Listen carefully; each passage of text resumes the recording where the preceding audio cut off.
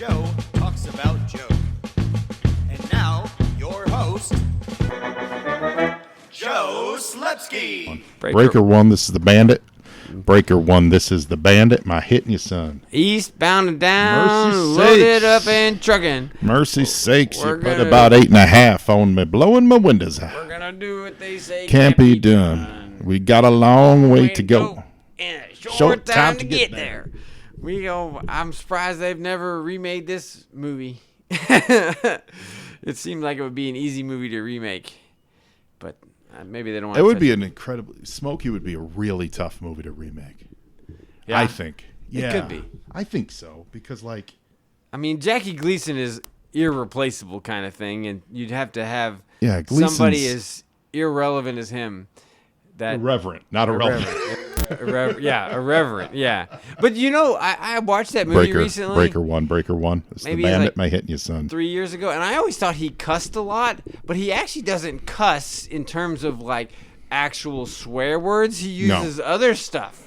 That seems like swear words because he's like, "You some bitch," bitch. something like that, you know.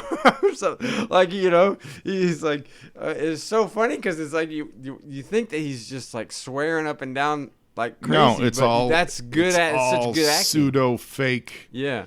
swear words that could only come out of the mouth of Jackie Right, Gleason. like I'm gonna punch your mama in the mouth. I'm gonna, Junior, when we get home, I'm gonna punch your mama in the. Put the evidence in the car, Junior. This is brilliant. Hey, did you get me my hush puppies, Daddy? There ain't no way. No way you came from my loins.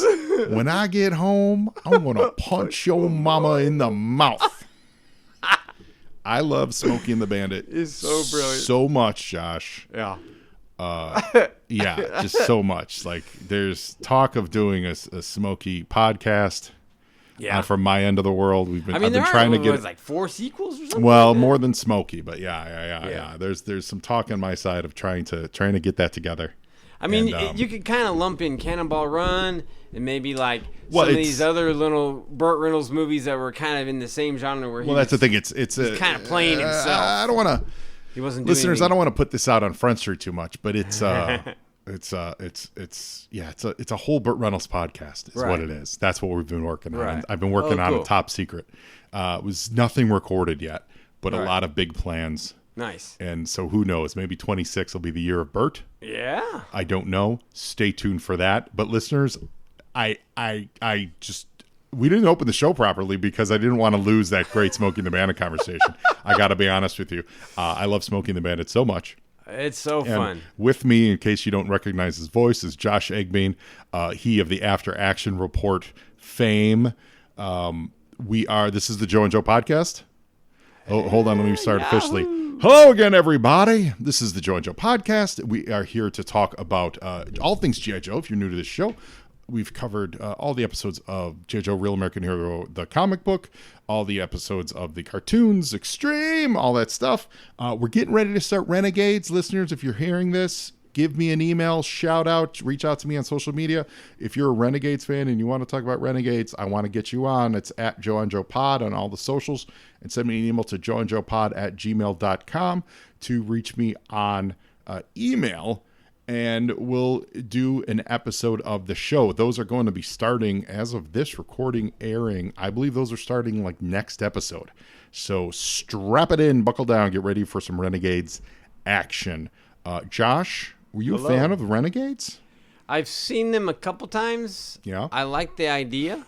I thought it was cool. Mm-hmm. I'm not an expert on anything, and I honestly, at this point, without reviewing them, wouldn't know what to talk about off the top of my head. That's okay. We're not doing a deep dive on that. What we're here today to talk about is your After Action Report books. Yes. Listeners, if you know the name, then you know the game. If you're not familiar with it, what Josh and his co-collaborators, Greg Augustin, Roger Taft, who am I missing? Brian Sauer and Ted Jacobson. They, over the years, have put together some amazing reference books, shelf reference books that first they've broke down all of the variations of the actual printed comic book issues of G.I. Joe. They did a special about G.I. Joe number 21, the silent issue. They're now about to unleash upon the world volume 2 of their amazing Command Files book, that primarily driven by Greg Augustin on that one. Yes. And they've got a new project that we're sort of quasi announcing today to the world. As of this airs, the word might have leaked a little bit, but this is kind of an official launch to mark your calendar with. So stay tuned. We're going to talk about that a little later in the show. And these are wonderful reference books that have been sold primarily through Kickstarter. Josh does all the conventions. So if you're going to any kind of Joe show, definitely in the SoCal area, but all over the country you've gone to. Yep. And they set up shop and they sell these great reference books, and they're awesome. What was the name of what did you guys call the books? It was just the After Action Report. There was the detail about the comic book versions. Is that just After Action Report? So those are called the comic guides. The comic guides. And then the Command Files is called the character guides. So the comic guides are incredibly detailed breakdowns of every little variation of the comic book that was actually saw print. So it's not just generically what was in that comic book. It was that comic book was printed with this cover, and then there's variations of that book with for direct market and for newsstand, and it is as thorough a research deep dive into the ephemera of collecting G.I. Joe comic books that you're ever going to find, and I genuinely mean that. They then made their move over to the Command Files, which is a look at the Joes as a team if they existed today in today's military hierarchical structure. How would they be spread out on various Alpha Bravo teams, snow experts, desert experts? You've got 6 medics in the whole toy line. Where would they be spread out amongst these teams? And Volume 1 hit like 2 years ago. Yes. And it was great. It was a real revelation. It was the kind of a book you didn't know you really needed.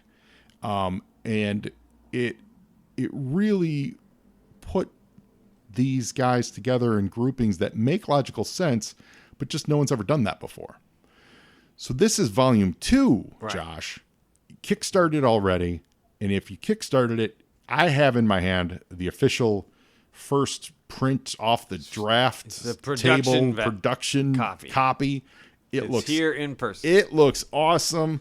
Josh, talk about Volume 2. So technically, the title is After Action Report Command Files Volume 2 Support Elements.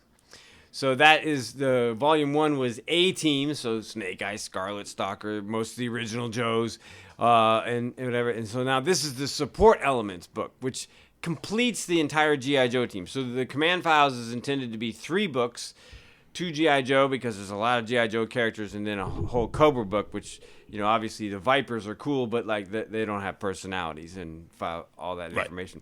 So the Command Files Volume 3 will be probably 2027. But this one was the Kickstarter was finished in at the beginning of August. The books are on a boat, which means that they will be here by the end of this is airing in October. So they should be arriving around the time that you hear this. They don't give you exact dates of the books on the boat, but once the books arrive and land in the port of Los Angeles, and we are in Los Angeles, so they don't have to travel very far from once they get to the port. Because if they gave you I'm just going to say, if they did give you an exact date, I feel like the temptation to hijack that boat would be too high. We have the USS Flag protecting it. It would be too much. So we got to keep that a secret. We got Cutter and Shipwreck making sure inside the container not getting seasick. Yes. And inside the container is Wetsuit. Yes. And so when the door busts open, he's standing there with his harpoon. Exactly. Nobody can take these books. No tariffs. No terrorists, nothing. Protected by G.I. Joe. Speaking of tariffs, did you run into any problems with the tariffs? So our print company, very luckily, is called Print Ninja. They're a big, well-established company, and they sent us an email as soon as all that that story broke. I guess that was in the early part of 2025, January, February. They sent an email saying that as a previous customer, we would like to offer you the option of putting down a small deposit, which will secure your rate. No matter what happens with the tariffs, we will guarantee you that rate. So I did that.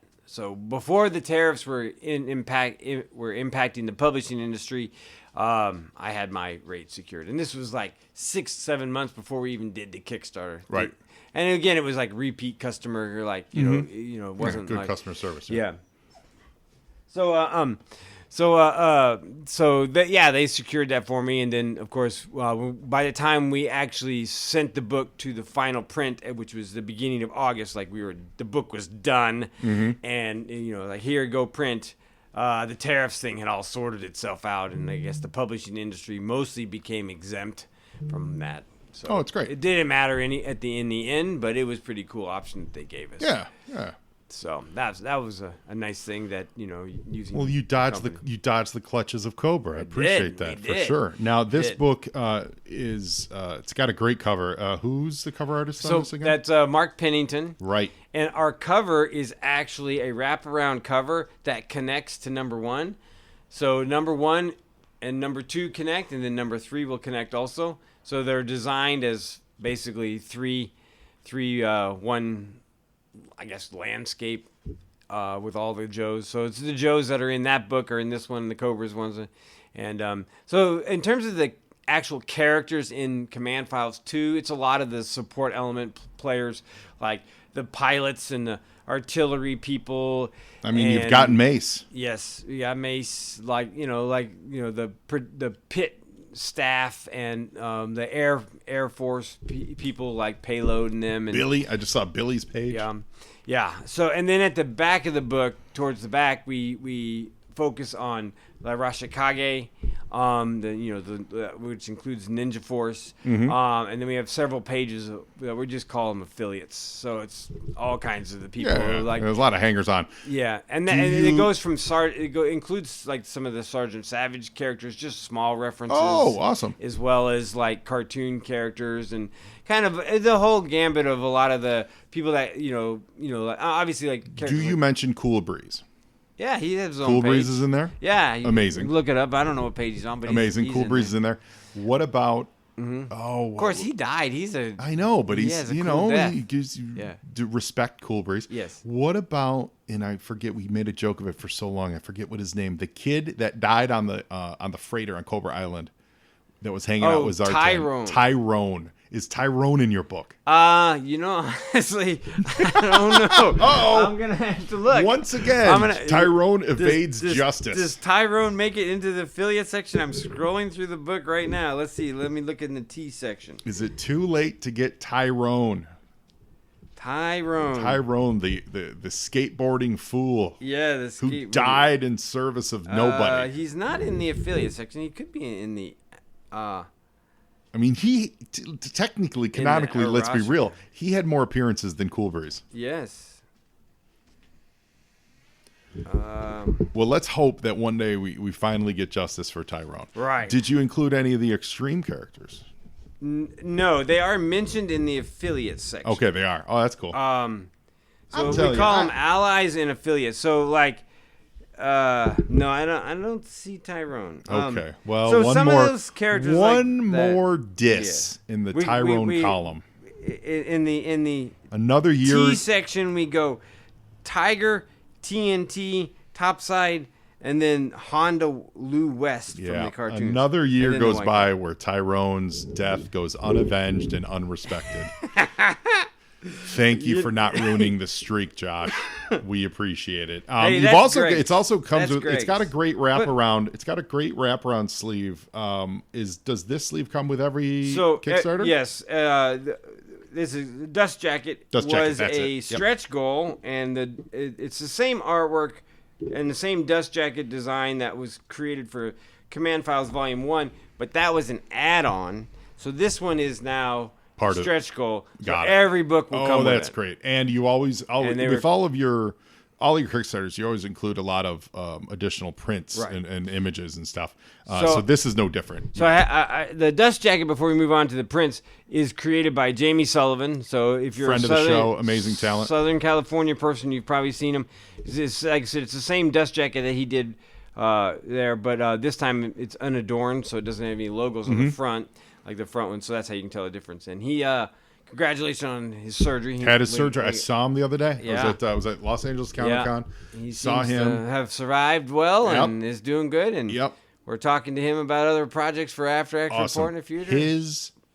By this, I think it should still be available. He did they just announced that he did a cover that's an homage to the Frank Miller Wolverine cover. Yes. That it's Snake Eyes with Clutch, a bunch of vipers. right? Yeah, with Big Clutch. And it's when Wolverine is like getting ganged up on by all the ninjas. Right. And it's one of the classic ones from the first miniseries. I know they used it for the first trade they did of Wolverine. I don't think it was one of the covers. I think it was artwork made for the trade. Right. But he did an homage to it with Snake Eyes in that role, and it is amazing. He did it a long time ago. He did do it a long time ago. There's like a backstory to it. There is a backstory to it, and if you catch him at a con, he will tell you. It is not my place to tell, but it is an amazing piece of artwork. Yes. I really, really love it. So that's available over at Big Clutch. So Google up Big Clutch and G.I. Joe covers. You'll see it. You'll know exactly what we're talking about. It's pretty awesome. Yeah. I think it's releasing in like March or something of 26. So you got some time. And once now we're talking about pre-orders. Once it comes out, it'll be available, I'm sure. So that's really exciting. So this book is shipping now. If you've backed the Kickstarter, it's on the way. If you're hearing this and you're like, oh, I didn't back the Kickstarter, do they go through the Kickstarter to buy it, or do they go to your website? Once we get them in hand and mail out to the Kickstarter backers, it will then go on sale on our website, which is afteractionreport.net. And that's the only place. Usually we put them on eBay later, but at first it's just our website. Yeah. And of course, if you're at conventions, we will be at Assembly Required, Codename Iowa, at the middle of November. I think it's the 13th, 14th, and 15th. Well, guess what? I'll be there too. You'll be there! Yo, Joe! Is that your first time, right? It is my first time at that show. It's my first time going to any real like Joe-centric show outside of like SoCal Joe show, locally. And I'm so excited. SoCal Joe Show is really cool, but it's short and it doesn't have like the get together aspect. There's like a dinner involved. Yes. There's like hanging out. Like that's the part of it that I'm going to say this. I've never done that at a con. So this is all. I've been going to cons since I was 12 years old. Wow. This is all going to be new to me. Hey, listeners, quick interjection here. We recorded this about 2 weeks ago, and after we recorded it, a bunch of scheduling things happened on Josh's end that is forcing them to change some of their dates.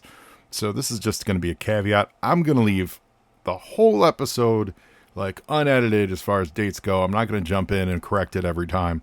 But if you're listening at it, these are the updates. So first, we were talking about having the Command Files 2 books at Codename Iowa. That has been delayed by that big typhoon that hit a couple weeks ago. So they're not going to have them with them. You will, Josh said you will be able to buy them. He's going to figure out a way, but they won't have them at the show. They are expected to be landing right after the show, though, and they're going to be shipping them out after Thanksgiving for all you backers out there. The second update, that as we get further into this, there is their new Kickstarter, which I won't say what it is, but you'll see it's the T in the A book. That will not be launching on 11/6. It's actually going to be launching on 11/4, November the 4th, which is Election Day. So, in Josh's words, as you go out there to vote and support your country, you should go online and vote and support the After Action specialty book. I'll save what it exactly is for spoilers later in today's episode, so I don't want to ruin that for you. And he also wanted to give a big shout out that they've added our friend of the show, G.I. Gary Viola, as an editor from the Chaplain Assistant Motor Pod, which is a podcast you all should be listening to. He's helping them edit the upcoming book Kickstarter. So, Gary, can't wait to see your work on that. And now back to the show. This is what Brian Sauer and Travis have done so well with their convention, is that they've made it so friendly for us fans to attend. Yes, there's the convention aspect and the table aspect and the selling and all that kind of stuff. But I mean, like Saturday morning, it's cartoons and cereal. You know what I mean? And like they have each evening they have all these events that all of us fans get together. And it's Iowa, it's November. for us Southern California people, it's like cold. The East Coast people are like, it's not cold. And it's like, so, but the social aspect of Assembly Required is really, really awesome. I'm looking forward to it. And Joe Fest has that a little bit. And the Dallas one has that a little bit too. But those shows are so much bigger that they don't, in terms of like the floor size and all the tables and everything like that, and that they don't really have the ability to be as specific as Assembly Required. Okay. And of course, Des Moines is a pretty cool little town. Like you can walk to all these things. You know what I mean? Like when and there's a lot of stuff to walk to. I mean, I think every year I've been there, we end up at this arcade and we're all playing these video games.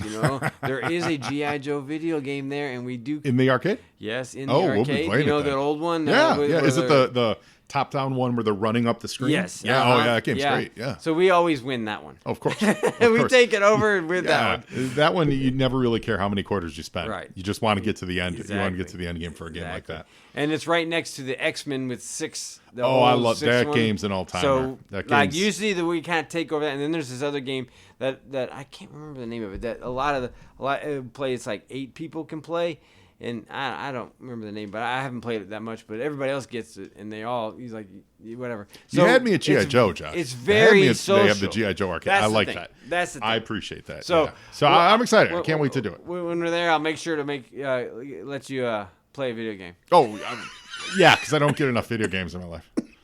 So I'll tell you what I was looking for. I was when I was at LACon, I never see these in the wild. No one ever brings the G.I. Joe NES game for sale at those shows. I think because they're sought after. Like you sell them. I have them both, but when I was there, I was like, you know what? I wouldn't mind getting like a nice boxed one. Like a nice copy of one. So maybe that might be on my little wish list too. Because I have the games, and they still work and they're fun and all that stuff. But I have an NES that works. But like for the collector in me is like, I kind of want to get a box one for the Atlantis Factor and then the original one. So maybe that'll be. I did then start checking out eBay, and they're gettable. They're out there. They're out there. But they don't bring them. They tend not to bring them to the Comic Cons. And Josh, we should say you brought your beautiful dogs with you. Yes. So and Mary Jane is enjoying their company as well. So there may be some dog badinage that happens this. You're hanging out with Willow. That's Willow. Yes, Willow. And your other dog is George. George. Yes. George. They're beautiful labs. They're a mix, actually, a Doberman and Labrador. Their moms and dads. Their dad was a Labrador, and their mom was a Doberman. Well, you said those are their real names, but your nicknames are Junkyard V1 and Junkyard V2. Yes, because that's what they look like. They got the little brown dots like a pit bull. That's what Willow is, and then George is solid black. So and George looks like the toy, and Willow looks like the cartoon version of Junkyard with the little brown. Yes. So. It couldn't be more fitting. They're absolutely great. So if you hear them bouncing around, that's what's up. And they have become my companions. You know what I mean? It's kind of how dogs come. They just showed up in my life, and I was like, I'll tell you, Mary Jane's chill. She's so cool. I can see her in the other room watching it. Like there are these 2 giant monsters who have just invaded my house because they're like 3 times the size of her. Right. They're like technically a medium-sized dog. But well, they are. Yeah, but she's tiny. Yeah, she's tiny. But no, they're great. They have their moments, definitely. So, command files, get out there, get it. Right. Get caught up on their entire oeuvre. And now we're talking your next Kickstarter. This is the big announcement. This is the big reveal. This is the big dun, dun, dun, dun, dun. What are they going to do to follow up? Can you insert some G.I. Joe music? Maybe. G.I. Joe was there. There you go. Hey, man, this ain't What's on Joe Mind. I ain't got a soundboard. Oh, wait, hold on. Actually, I do. Wait, no, I don't. No, it's not on yet. Maybe. So, what your next project is? All right, so... this is the fun part of introducing this book. It's the After Action Report G.I. Joe T&A book. Okay, all you dirty mind people, stop it. This is a family-friendly show. It's G.I. Joe Trivia and Activity book. Bum, bum, bum, bum. Bum, bum, bum, bum.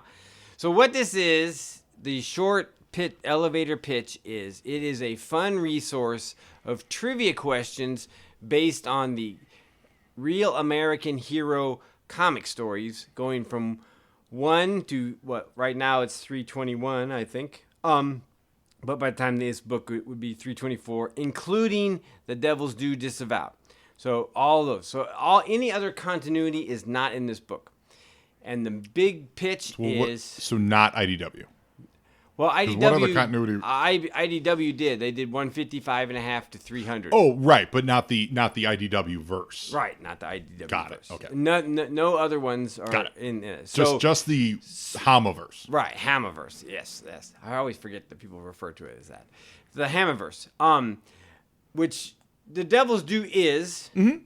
Right, very much so, and so this includes all the sub-series, Storm Shadow, special missions, all the silent option. So, and here's the elevator pitch. So this is a fun resource for the G.I. Joe comic stories of Larry Hama, real American hero. The idea at this point now is to do at least 3 questions, if not more, per issue. Okay. So we're talking almost 400 issues when you add in Devil's Due and all these other stuff. Yeah. So, dun, dun, dun, we're talking 1,000 questions. That's a lot of questions. There's a lot of questions. And honestly, it was a blast to do. I just basically pulled out the Skybound compendiums or my trade paperbacks and was like going through them and looking at the Yojo summaries that me and Ted Jacobson and other people had created on Yojo, and I was looking at that and then looking at the book, and I was like, okay, here's this, and just making questions, and it was so fun. It was so fun because it's like, this is my passion. I mean, I wrote books on it, but and this is the difference between the G.I. Joe T&A book and our comic guide books. By the way, what you really mean is it's just a buddy comedy starring Thunder and Ace. Exactly. Let's get your mind out of the gutter, everybody. Exactly. Turns out Thunder and Ace just go on a road trip and have wacky adventures. Right. Hence the Smoking the Bandit jokes at the beginning. Yeah. But so the idea is that the phrase I use is a fun resource. So not only is it questions, right? So you can challenge yourself. There are easy questions and there are hard questions. But because in our previous comic guides, it was more focused on the physical comic. Yeah. The cover, the credits, things like that. We included story stuff. And in Volume 3, we did a short summary. Ted Jacobson wrote a short summary for all of the IDW. So 155.5 to 300. And of course, we don't even have a book. Skybound is too new. So I was trying to figure out how to kind of do, because my history with G.I. Joe is that in like 2004, a guy named Phil Cost, who ran a website called Joe Reloaded, asked me to do some summaries on that old Devil's Due series that ran for about 13 called G.I. Joe Reloaded. Yeah. So he asked me to do some summaries, and I was like, okay. Again, this is 2004. Right. So, I mean, like, well before, I had just gotten back into it, just like most of us and everything. So, and then I ended up connecting with yojo.com and became the senior editor for the comic section and was writing and organizing and building all of the comic section from the Devil's Due stuff. A lot of the Marvel stuff is there, but I updated that. And then, of course, I continued all the way until we finished in 2018, I think, or 2017, when we were no longer able to. So that's my history of writing that stuff and writing these summaries and talking about these stories and everything like that. And then, of course, in 2020, Roger Taft came to me and was like, hey, I got an idea. Let's make some comic guide books. So then we made those. So that's the process of where I've been. And the idea of this book is first to be fun. It's trivia questions, test yourself. But then also to learn about the stories. Uh-huh. Right? Like what's happening in issue 113 or 245. Or so like, you and the way the book is going to be organized is there will be sections per publisher, and then the question number will actually be the issue number, and then it'll have like A, B, C, D. So it'd be like 113 A, B, C, D. Got it. Yeah, right? Sure. Then 114. So the question number is actually the issue number, and of course. So here's the question that I have for you. Yes. When you're coming up with these trivia questions, because trivia can be very it's hit or miss is what I would say. Sometimes it's good, solid information that someone who's an expert should know. And then sometimes it's, what color was Grunt's sock in issue 2? You know what I mean? So have you put any thought to that into those, like the ABC questions? Are they categorized in any way, like Trivial Pursuit? Like Trivial Pursuit would have sports and entertainment and science and all that stuff. Do you have any breakdowns in that regard, or are they just 3 things that you found interesting about that book? So first of all, there's no true false and there's no multiple choice. Okay, they're all answers. Half of you are wrong right now. Right. So the intention is to be challenging and informative. So if you don't know the comic, you're not going to necessarily know that the question is. So like, let's say there's a question about like Snake Eyes and Storm Shadow. Well, I've got some questions in front of me. In Vietnam. I've got some questions in front of me. Nice. Do you mind if we just randomly read a few? Sure. But, yeah, I mean, just before we start doing this, so the idea is that you have like a basic question. I tried to put a question that was on the cover because most of the covers are related to the story. So something that was on the cover. Oh man, that's something that then comic books miss that. And then another really random one. And then of course, like there's all these other characters in the comics that kind of show up that like are like nobody can even remember. Like I can't even remember. I'm like, who's Chip Goodfellow? What? I have no idea. Yeah. Well, okay, so, but I'm yeah. No, I like that, but it's and I will like, say this also by keeping it within like breaking it out by issue, like saying like that Chip Goodfellow question. I don't know what issue it is, but let's say that's issue 15, right? Then a fan could then go, oh, okay, what was going on back then? Maybe I can figure it out. For example. Okay. Like you've got like. So he's actually reading. Yeah. So this is going to be an actual answer from the book or question from the book, right? So you've got it broken down. Like in the first issue, this is easy. It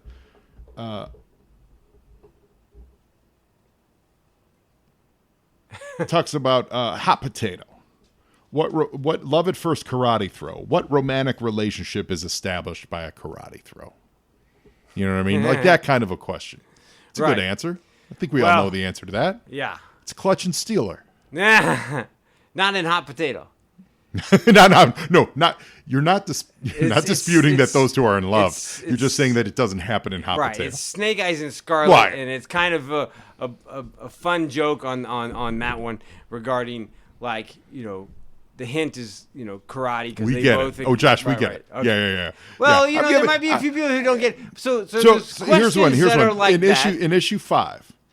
What is Breaker's signature trait? Don't blow this one. Now we know he the answer is blow bubbles. Blowing bubbles, right? Gum bubbles, right? And we know that he's shown blowing bubbles in the other one. But the reason this is a great question for issue 5 is because what does he do with it? Right. Just like in the microphone I'm talking to. Yeah, he uses the bubbles to simulate cannon fire in issue 5.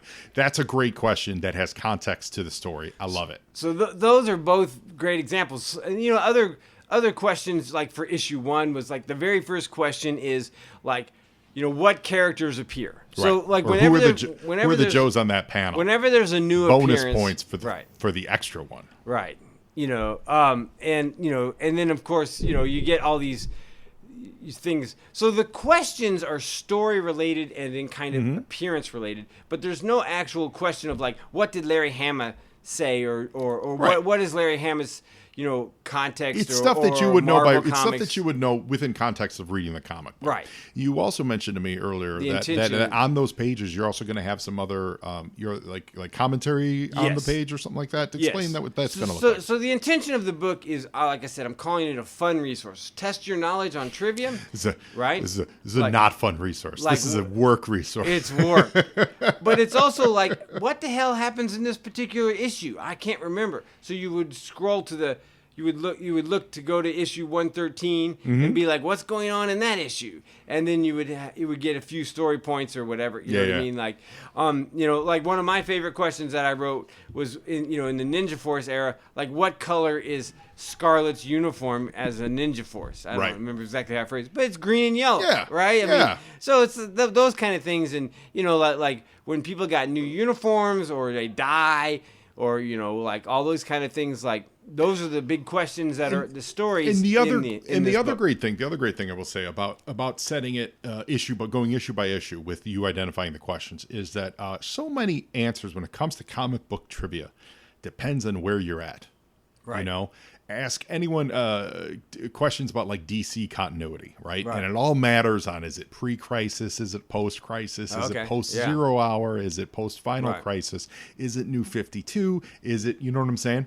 So while G.I. Joe doesn't have that kind of universe resetting stuff, there are some things that definitely are time specific, moment specific. So it helps to frame it around the issue that it's happening in. Right. So that's good. That's good to hear that you're doing that. Obviously the Marvel time frame was establishing. The IDW was more just like continuing story, and he kind of repeats himself a lot of brainwave scanner thing, the Blue Ninja stuff, and it just kind of. There's a little bit, and now we're in the Skybound era, and the Skybound issues will be in the book, and that kind of is still, you're gonna include Skybound stuff. Yes, great. Questions about each issue. So when is the Kickstarter planning on starting? So the Kickstarter will start on November 6th. So awesome. Mark that on your calendars. November 6th, the weekend before Codename Iowa. Yes, that's the whole point. November 6th. The next day after this Kickstarter starts, I will be on a plane to Chicago. So nice. I will back the Kickstarter and then immediately get on a plane is what I'm going to do. Excellent. Just like you listeners should do, except the plane part. Unless you want to travel somewhere on a plane, I'm not going to tell you not to. Right. And you do you, but back it on the 6th. As is tradition, we're at a G.I. Joe convention when we're having a Kickstarter, and we will have stuff for free if you're a backer already, or if you sign up at Assembly Required, we'll have free stuff for you. That's like a tradition of ours. True story. I was in the 8th grade, and we needed to do a project about a book, and I believe mine was Mark Twain, and I was so in love with the G.I. Joe Battle board game, the big one. The giant one with the chess piece, like it was like a chessboard. I kind of remember that. I didn't have that. Yeah. Where you had the each base had 3 little buildings, and you capture. You guys know the one, not Order of Battle Place, but you guys know the one I'm talking about. I know. There's only like 3. Yeah, it's the big one. I was so in love with that game. I used that game as the template for a Huck Finn, Tom Sawyer related trivia game. Wow. Because I wanted to incorporate G.I. Joe. Right. So I brought that game to school, but there were Post-it notes with all the Mark Twain trivia, talking about trivia, all over the board. Oh. So we got to play the G.I. Joe board game in school. Nice. Disguised as Mark Twain trivia. Hey, Larry Hama has done a lot of that, throwing in all kinds of stuff throughout history. Like how did pizza discovered? A lot of G.I. Joe fans are like, we know. Serpentor told a story about it. I don't remember the story, but he did for sure. Dinner, And G.I. Joe has a rich history of activity books. Like I know you covered a lot of these in your in the first set of books. The Volume 1 guidebook we covered. We just had a page where all the different coloring books appeared. And there was a lot. Like every time I do a Google search, you see, I always see one. Oh, I don't have that one yet because they were licensed out. I've gotten them all, but you never know. Yeah. You know what and there were a lot more coloring books in the later day where it was a little. I think coloring books may be a little easier. You just slap together some images and throw a story. But like in the early days, these are actually activity books, and I've got a few in my hands here. I've got the kind of a purple covered one that sort of looks like the cover of G.I. Joe #1, but it's not really. Right. It's a Mobat coming at you. It's called Coloring and Activity Book. And then I've got one here too with Grunt kind of coming out of an explosion with the floating heads of Rock and Roll and Scarlet and Snake Eyes. And that looks like Rock and Roll cut and pasted from the Hot Potato Story. Yeah. Am I right? Yeah. Scarlet and Snake Eyes too. Yeah. And probably...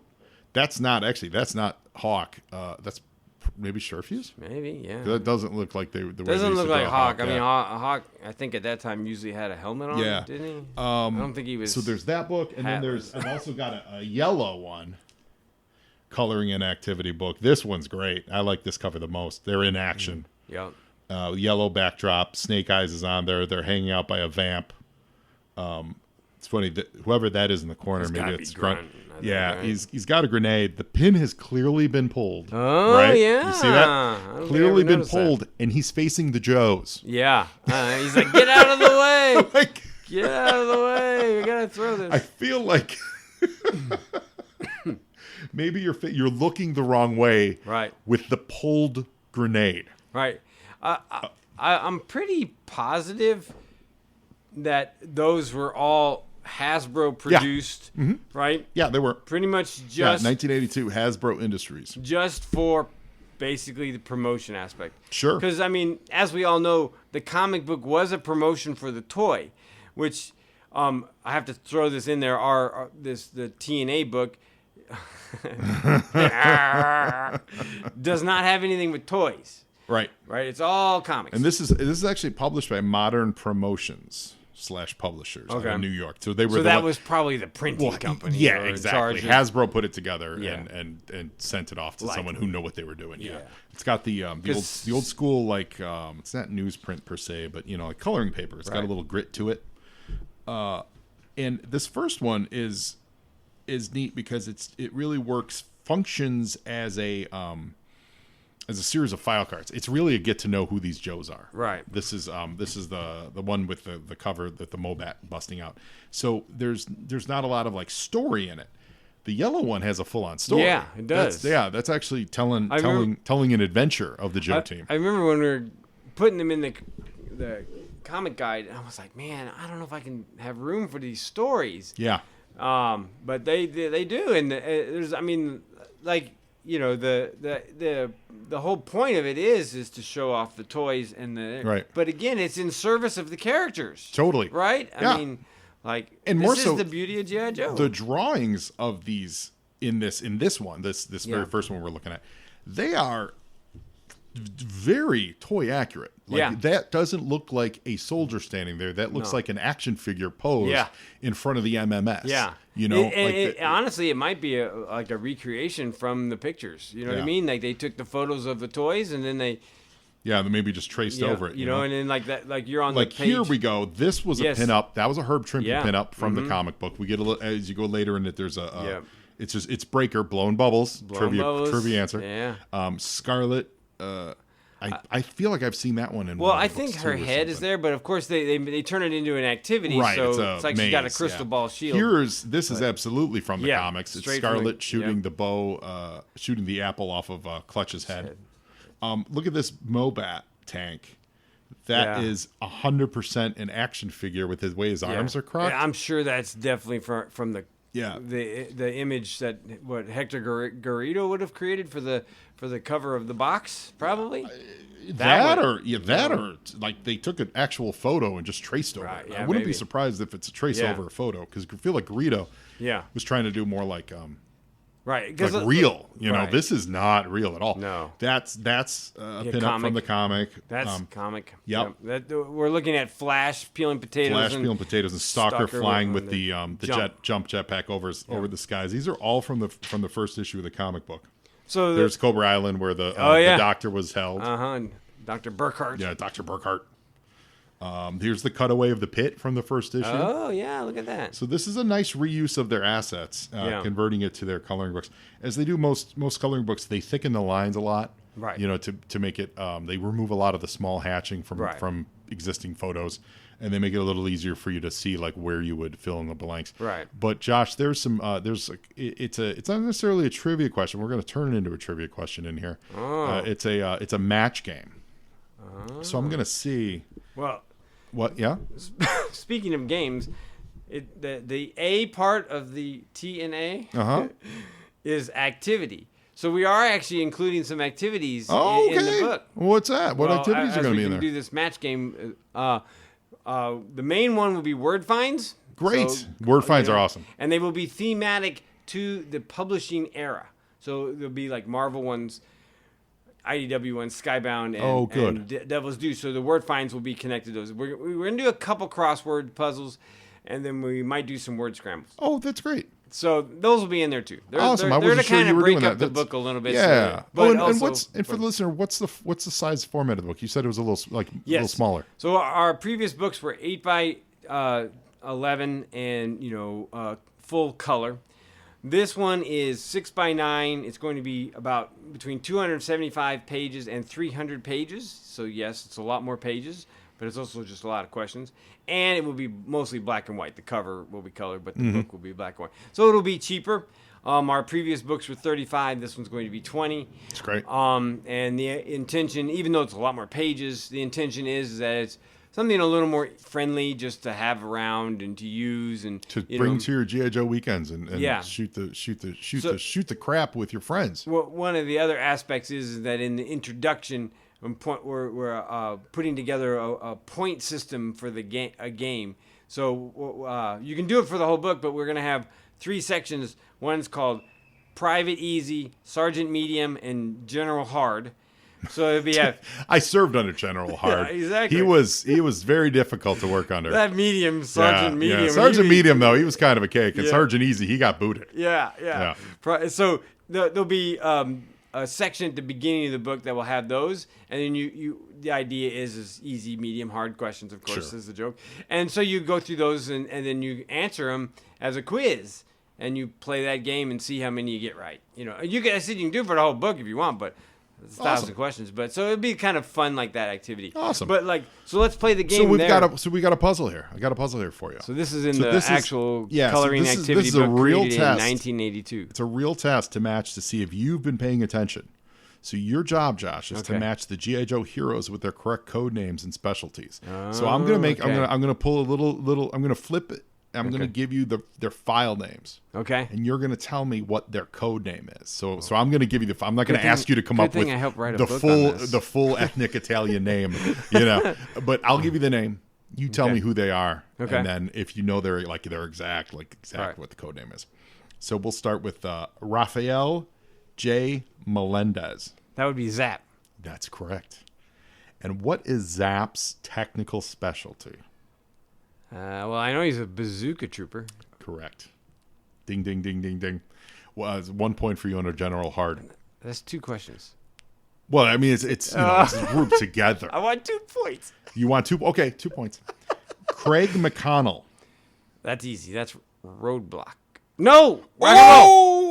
Rock and roll. Well, it is rock and roll. I will give that to you. I will give that to you. Rock and roll, Roadblock. They both drive machine Marvin guns. Hinton is. We also know it's not. Roadblock was just a glint. I'm all glint bragging in his mama's eye. I'm bragging, going. It's easy. And what was it? Machine gun. Correct. That's 4. 3.5. Eric. Yeah, 3.5. Okay. Eric W. Frystad. That's Short Fuse. Yeah. Mortar Trooper. You got it. Anthony S. Gambello, an absolute favorite of this show. Flash. You got that right. Laser Trooper. Laser Rifle Trooper. Laser Rifle Trooper. Okay, yeah. Robert W. Graves. Grunt. Yes, and he's just soldier or infantry. Correct, infantry. Yes. And finally, I think it's technically infantry soldier. Infantry trooper. Trooper. They use trooper on 2 of these, soldier on 2 of them, and then the other one. Yeah, so it all counts. Close. It all counts. That's another half. And now I'm going to flip it this time because you should know this one. This is one that all of us should know. Okay. What is Stalker's full file name? And you don't have to have the middle name, but what's the Stalker's name? Lorenzo Wilkinson. Close. Lonzo. It's Lonzo. That might be short for Lorenzo. I mean, let's be real, but it is Lonzo. Yeah. It ends in an O. Lonzo. And of course, what's his specialty? Well, he was. What is he? I don't honestly. What he was Ranger. Ranger. Yes, there you go. That's it. Ranger. Yep. I'm all picturing the file card, Greg. Thank you. No. It's great. No, you did it. You really did it. Yeah, and that's great. What I loved about him being the Ranger is, along with Snake Eyes being the Commando, and like they were like the first specialty. Right. Although Scarlet was counterintelligence too. Right. Like you know what I mean? Like they were unique. Yeah. Where it was the other guys were, hey, carry a machine gun, fire a mortar. You're like, nah, man, that dude's a Ranger. Right. You know, she's counterintelligence, even though that's technically not a thing. Right. I mean, it is, but it isn't. You know, would Commando's not really a thing either, right? I mean, it is, but it's not like you. Yeah. There are Rangers. There are U.S. Rangers. Right. There aren't U.S. Commandos. Right. Correct. I don't think there are. I don't think hey, so. you wrote the book on it, buddy. Well, I know. No, well, no. I edited I think the that's command correct. files. No, I'm pretty sure that's correct. Yeah. But yeah. I mean, I think in World War II they actually did have real commandos who were out there fighting the Germans from the British Isles. They were called commandos. You're absolutely right. I don't know if that has wasn't even transferred thinking that into far the back, 80s by that time. Yeah. If that had been phased out, certainly probably not valid now. Yeah. But I always thought that was great about that set Stalker apart in that regard. It added Sergeant Fury and the Howling Commandos. You're right. You know. Well, yeah. So, but like as a nickname for soldiers, right? You know, but not it's like a regiment. Like you can join the Rangers. You can't join the Commandos. Right. But you are a commando. You are a commando, correct? Right. So like Stalker was a Ranger, right? And so you were like, you know, like they didn't when they did the Navy SEAL, you know, oh, he's a SEAL, and he's on this team. Right. Stalker being a Ranger always elevated him in my brain of like, oh, he's got this one up on these guys, because he's a member of this elite part of the military. And Hammond would have known that. I mean, for sure. So he would have been like, okay, I'm going to make Stalker a Ranger, which makes him like, I think he's mostly a sergeant most of his time. Yeah. So he's like in charge of the Joe team, you know, for the entire time, pretty much. Still, even though he's only a sergeant, you know, there's a lot of people outrank him, but nobody leads him. This is the kind of kind of detail, and I mean this hierarchical talk that you guys get into in the command files. Yes. So this Greg Augustin killed it on these books. Yeah. I can't wait to get my own copy of Volume 2. Yeah. And listeners, one of the things Josh showed up in my house with are some books that he's leaving with me. So you hear this. You get excited. You got a couple of weeks. Kickstarter's going to start. When that Kickstarter starts, during that Kickstarter month, I'll do some giveaways. Cool. So come on back. I don't have any details yet what we're going to do. But come on back to this show during the month of November, to celebrate this After Action Report Kickstarter. And we're going to do some more giveaways. We did a bunch last time in like about 6 months ago. I think we gave away like 19 books or something. Like it was great. We had a great turnout. A bunch. Yeah. So we're going to do a similar thing. I don't exactly know how we're going to execute it, but it's going to be fun. So I want to get more of these books in more people's hands. They're really great. You can have them answer a question. I'm sure it'll be trivia related. Yeah. I'm sure it will be trivia related. Or because, frankly, you know, no one's going to come after me for like violating contests. Maybe it'll be show me proof that you backed the Kickstarter. Oh. And you'll win it. Right. Maybe that's how we'll do it. Somehow eligible. I don't know. Yeah. But listeners, if you're hearing this, get your ears on there, Smokey. And listen up for a contest that's heading your way in just a couple weeks. We're eastbound and down because we're on the West Coast. That's right. remember when you're westbound and down, your 18 wheels are rolling. Right. When you're eastbound and down, you're loaded up in trucking. Those are two important distinctions to make. Yes, they are. Important distinctions to make. So, Josh, thank you so much for coming back on the Joe and Joe. I do have one other thing I would like to point out. Sure. Before we end. So for the Kickstarter, we know After Action Report has a lot of fans. We have a lot of knowledge about G.I. Joe. And one of the things we're going to do is we're going to have a reward. There will be a limit to them, maybe 10 or 12, however many, where you guys can help contribute to us questions. So the book is going to be $20, and with shipping it'd be another 15, so 35. So we're probably going to do a reward of $50, and you will be able to actually contribute questions to the book. So they're going to fall into that easy, medium, hard, private, sergeant, general section. The questions can't be about the stories because we covered that, but they can be about anything else. Creators, Larry Hama, publishers, maybe even a few toy questions. Let me throw this out. We haven't talked about this before. I just had this idea now because you said really the questions in the book are not about the toys. No. Why don't you make it the user-generated questions are all about the toys?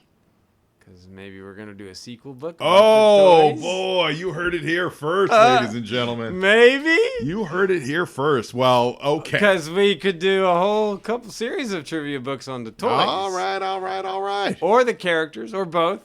But the intention with these questions is that you supporters can get your question in the book. Now, you'll be credited in the book as contributing, but your question will not actually have your name connected to it. It'll just be part of the overall questions of the book. So that means when you're reading the questions with your friends, they don't have to know that you wrote that question, and you'll know the obscure answer to it. They'll be like, "How did you know the name of Tyrone's mom?" And you're like, "I don't know. That would be crazy for me to have written that and know that." Like, what? So stuff is so that will help. Not only will it help us fund the book, but it will also help with participation. And we know that a lot of you guys out there know a whole lot about G.I. Joe. Yeah. And honestly, one of the big things that all of our books have been about is to encourage people to learn more about G.I. Joe.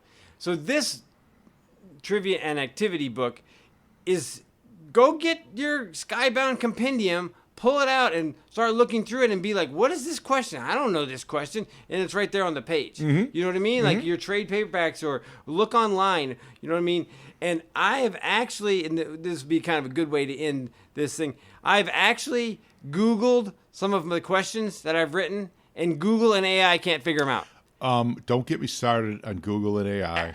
They can't figure them out. They're Google AI is absolute garbage. Right. Absolute garbage. You will need to either know it or look it up in a physical book. I actually talked about this on I think one of the recent episodes where I was looking up something for G.I. Joe, and it gave me the name Chuck Patton as the character on the show, and we know Chuck Patton is a creator that worked on the show. I literally had the same experience today. I was Googling something about a movie I was watching, and I finished watching it, and I went, oh man, I missed what happened to that one character. And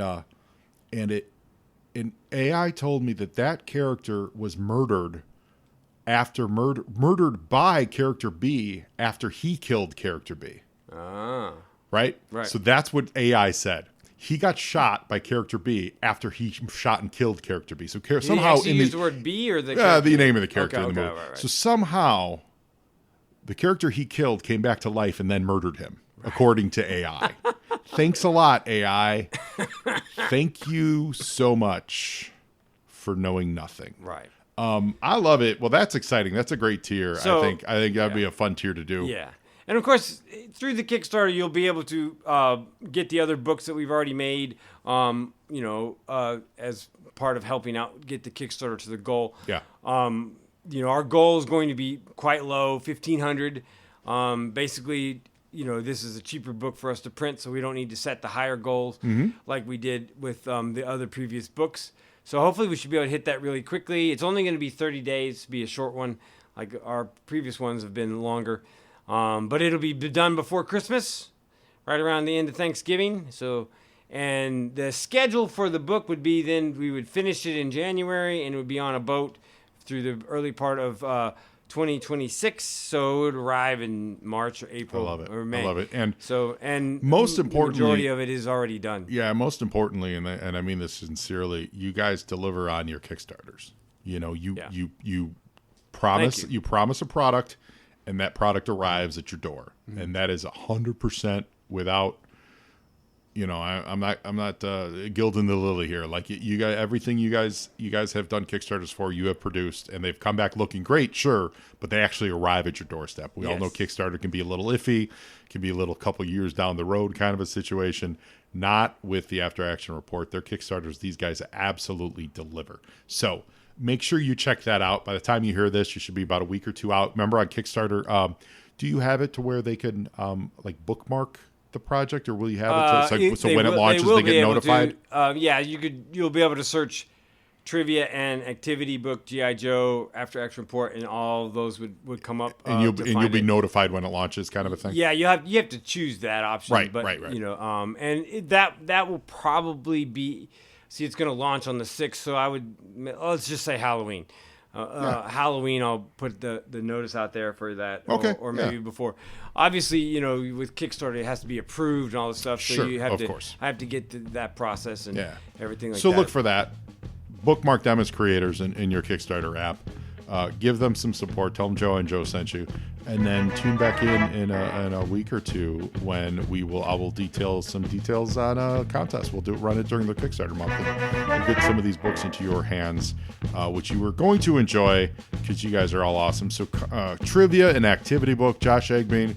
Thank you so much for coming on Joe and Joe today. Yahoo and Yo Joe. Yo Joe indeed. Now you Joe. And Joeing is half the battle. That it is.